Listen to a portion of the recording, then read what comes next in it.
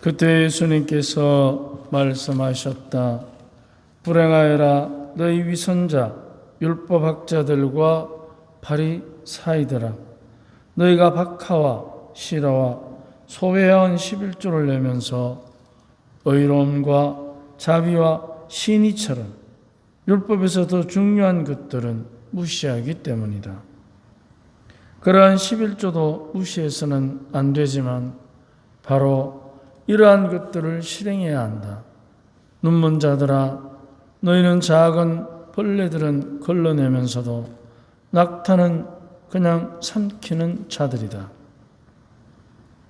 불행하랴 너희 위선자 율법학자들과 바리사이들아, 너희가 장과 접시의 겉은 깨끗이 하지만 그 안은 탐욕과 방종으로 가득 차 있기 때문이다. 눈먼 바리사이야, 먼저 잔속을 깨끗이 하여라. 그러면 겉도 깨끗해질 것이다. 주님의 말씀입니다.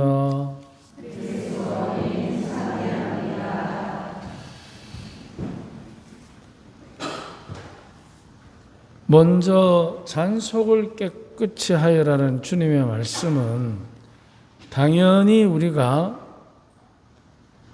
남을 이야기하기 전에 자기 자신의 마음속을 먼저 들여다보라는 의미일 것입니다. 그런데 우리들의 마음은 대부분이 자기가 해오던 대로 또는 하고 싶은 대로 그쪽으로 기울어서 이렇게 가는 경향이 굉장히 강합니다. 그래서 무슨 일이든지 간에 내가 하고 싶어야 하지 하기 싫은 일을 억지로 하면 표가 나게 되어 있습니다. 그러면 내가 하고 싶은 일이 그 방향이 어디냐가 굉장히 중요합니다. 그것이 만약에 자기만을 위한 이기적인 길이라면 하고 싶은 일이 이기적인 게 됩니다. 우리가 가정생활을 하든 직장생활을 하든 더불어 살면서 이기적인 선택을 계속하게 되면 결국은 다른 사람들을 내가 진심으로 사랑하기보다 이용할 때가 생기게 됩니다. 그런데 내가 하고 싶은 일을 내가 해야 하는 일로 방향이 굳혀지게 되면 그것은 상대를 이용하는 것이 아니라 이롭게 하는 것입니다. 그렇기 때문에 우리는 항상 내가 하고 싶은 내 마음이 움직여서 하는 어떤 일의 방향이 바로 이로운 것이 돼야 되지, 이용하는 것이 되면 그때부터 이제 나와 다른 사람과의 관계가 갈등을 겪기 시작합니다. 그러면 상대를 이롭게 하면 결국은 그 상대가 이로운 것이 나에게도 이로움으로 돌아오게 됩니다. 그런데 우리는 그 상대를 이롭게 하면 내가 힘들다고 생각합니다. 그런데 우리가 지금까지 살아오면서 상대를 그러면 힘들게 해서 내가 이로운 적이 있습니까? 굉장히 어려운 얘기입니다. 그렇기 때문에 상대를 이롭게 해야 나 역시도 이로워지는 것입니다. 그럼 내가 다른 사람을 이용하면 그 사람도 나를 이용합니다. 그래서 우리들이 함께 살아간다는 것은 상호작용이라는 것이 있기 때문에 결코 그것이 내가 원하는 것이 내만을 위한 것과 우리 모두를 위한 것, 그 두 가지 중에 방향이 어디로 가야 우리가 진짜 서로를 이롭게 하는지 잘 알고 있습니다. 그런데 그 상대를 우리가 이용할 때 보면 분명히 그 안에 자기의 탐욕과 방종이라는 것이 거기에 들어 있습니다. 탐욕은 내 스스로가 간단히 뭐 욕심을 부리는 정도가 아니고 반드시 내가 원하는 것을 위해서 상대방을 악용하게 되어 있습니다. 그리고 방종은 내 양심을 거스르는 내 스스로의 집착을 느끼게 합니다. 그래서 탐욕과 방종, 주님께서 오늘 경계하라고 말씀하시는데, 방종과 탐욕은 우리 안에서 내가 원하는 것, 내가 옳다고 생각하는 것, 그것이 마치 이루어져야 되는 것처럼 착각을 하게 합니다. 우리가 가정 안에서 또는 이웃 안에서 잘 한번 생각을 해 보십시오. 내가 옳다고 생각하는 것, 내가 맞다고 생각하는 것에 상대가 어긋나는 행동을 할 때 그 사람을 받아들이기가 쉽지 않습니다. 왜 저러지? 그렇게 해서 어떡합니까?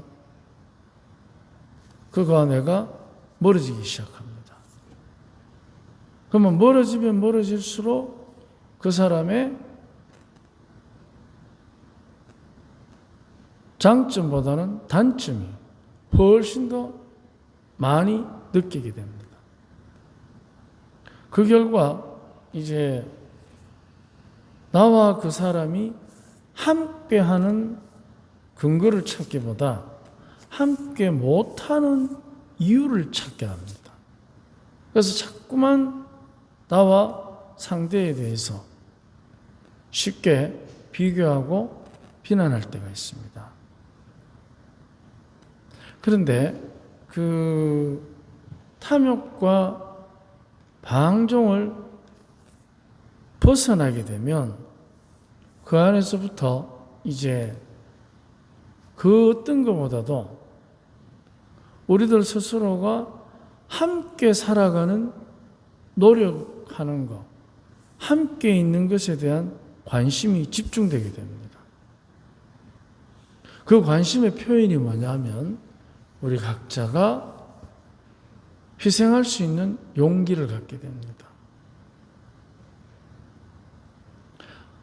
누군가를 위해서 희생하는 용기를 가질 때, 그때 내 안을 이렇게 들여다보면 그 용기가 나를 굉장히 행복하게 합니다. 희생할 수 있는 용기. 이게 바로 잔속이 깨끗한 사람들이 갖게 되는 힘입니다. 그러면은 매번 내가 참고 살아야 됩니까?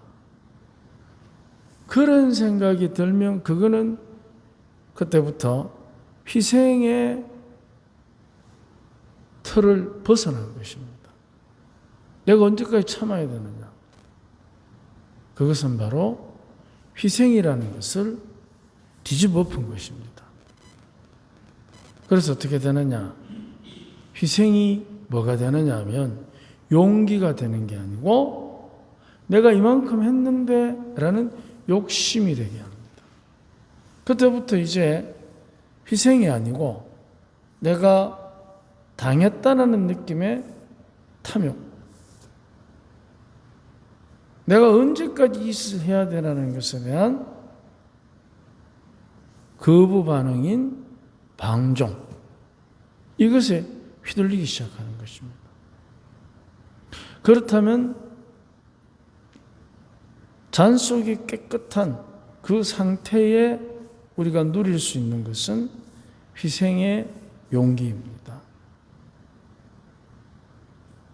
희생의 용기를 갖게 되면 그 사람에게서 나오는 생활 속에서의 분명한 태도가 있습니다. 그게 뭐냐면 뭘 일에 시키거나 부탁하면 그 잔속이 깨끗한 사람에게 주어지는 축복이 바로 예라는 대답입니다. 예부터 먼저 합니다. 아니오가 아니고 예부터. 그래서 방종을 이기는 순종이 그 사람에게서 흘러나옵니다. 우리가 일상생활 중에 잘 한번 생각을 해 보십시오. 내가 순종하면서 사는가? 희생하면서 사는가? 근데 한 번씩 언제까지? 어디까지? 이런 생각이 올라올 것입니다. 그렇다면 그것은 우리들의 깨끗한 잔속을 흩트리는 유혹입니다. 그럴 때 정말 잔속이 깨끗하면 더 큰 희생, 더 큰 순종, 이것을 염두에 두게 됩니다. 그럼으로써 마음이 넓어지고 우리의 영혼이 수련을 받게 됩니다.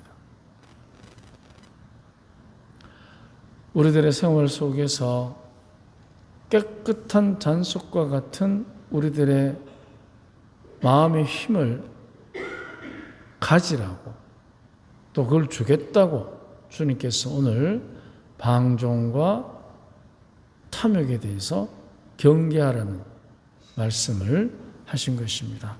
오늘 우리 안에 주님의 자녀다운 기쁨이 자리하도록 함께 기도합시다. 아멘.